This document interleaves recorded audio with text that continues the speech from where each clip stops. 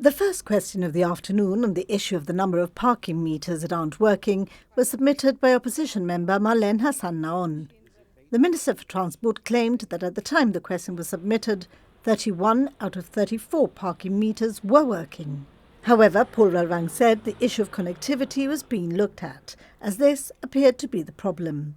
He admitted his office was aware of complaints and said options were being considered, with a possible solution being to simply add an aerial to the machines. A survey is to be conducted on where the pay and display machines are located, with the minister saying the machines are solar-powered and that this has to be taken into account too. For his part, opposition member Edwin Reyes also raised the point that the telephone number you were asked to call when the machine was not taking card payments was not always answered. Another issue that affects the public are power cuts, with the government admitting to over 30 power cuts over the past 5 years. Minister Albidisola began his answer by saying his government had inherited a creaking infrastructure, with the opposition leader pointing out the government has now been in power for over 10 years.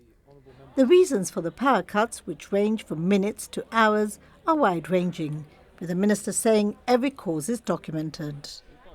On education, the government confirmed it's awarding around 220 mandatory scholarships this year.